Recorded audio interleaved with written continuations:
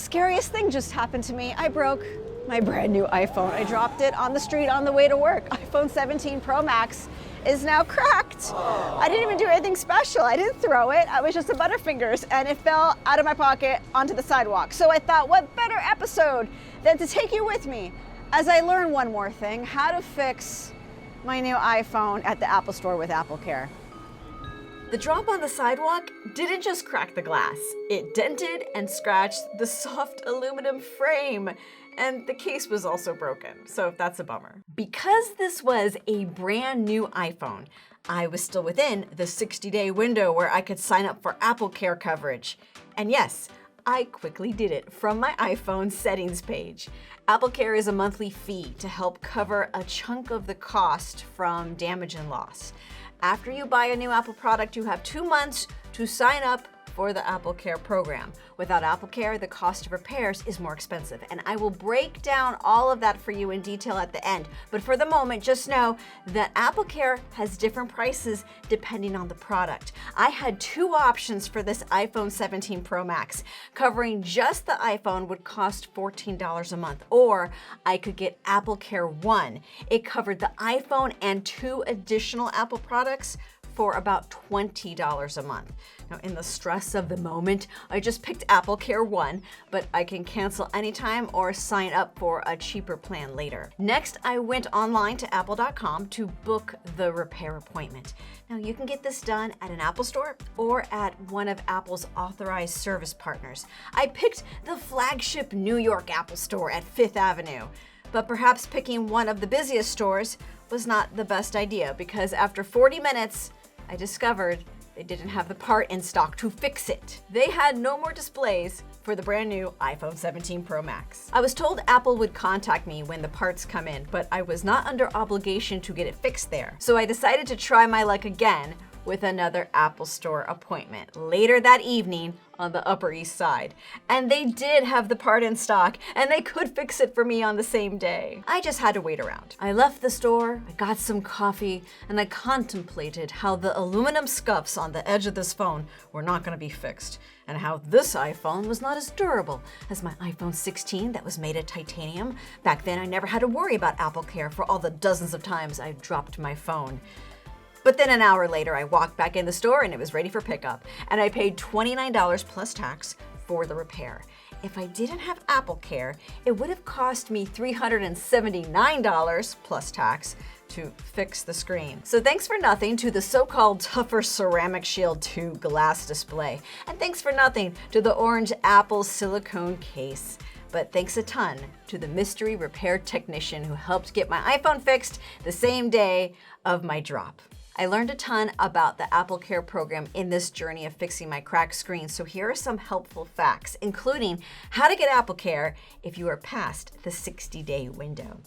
First, when I showed up to the Apple Store both times, no one asked me when I broke the phone. No one asked me when I signed up for AppleCare. I was nervous about that. They just asked what happened, and I explained that I dropped it on a sidewalk, and they asked if I had AppleCare, and they looked up to see if they had the parts in stock to fix it. Apple has you do a little diagnostic test on the iPhone to make sure everything else is running fine on the device. You also have to back up your device to iCloud, because you sign an acknowledgement that there is a chance something could go wrong in the repair, and it might mean you might lose your data from your device. And I think that happened to another customer during my visit. While I was waiting, I overheard someone get pretty upset that he went in to get a new battery and his phone display stopped working during the repair process, but the Apple staff worked to help him resolve that headache. You don't want to lose your files if something goes wrong in the repair, so always back up everything at home before going to the store. Now let's go over the little tricks of buying AppleCare that folks don't always talk about. You can buy an individual AppleCare Plus plan on any device by itself, and every device is priced differently. If you purchase AppleCare Plus to cover an iPhone, iPad, or Apple Watch, it will also cover the cost from theft and loss of your device. And you have to have Find My Location turned on. But if you do, and you lose it, you have to pay a deductible. It's $149 to replace a lost iPhone and $119 to replace a lost Apple Watch. But not every Apple gadget will be covered if you lose it. Apple does not cover loss or theft for AirPods, probably because lots of people lose their buds all the time. If you want AppleCare for headphones, it's cheap. It's like $2 or $3 a month, but it's just repairs on things like drops and spills and free battery replacements. MacBooks are also not covered for loss or theft. There is a value, however, when you bundle multiple devices in AppleCare One. It's about $20 a month to cover 3 devices, which is cheaper than covering a new iPhone and MacBook separately. But when you pick your 3 devices, you can switch which ones are covered if you change your mind. My advice is if you are going to hand down an older gadget to someone else, you want to cover it with AppleCare and get a battery replacement or fix any damage while it is still under your name before you reset it and give it to someone else. Here are tricks to getting AppleCare even if you're past the 60-day sign-up window. You will get the prompt to sign up for AppleCare One with any new Apple product purchase. So today, if you bought an Apple HomePod speaker, you can sign up to AppleCare One and then add your older iPhone or older MacBook. It just needs to be a device that's not more than 4 years old. But let's say you just have one iPhone and it's past the 60-day mark. If it's in good condition, you can take it to an Apple store to get inspected. And then if it passes, you can be eligible to add AppleCare coverage. The iPhone just has to be under 2 years old.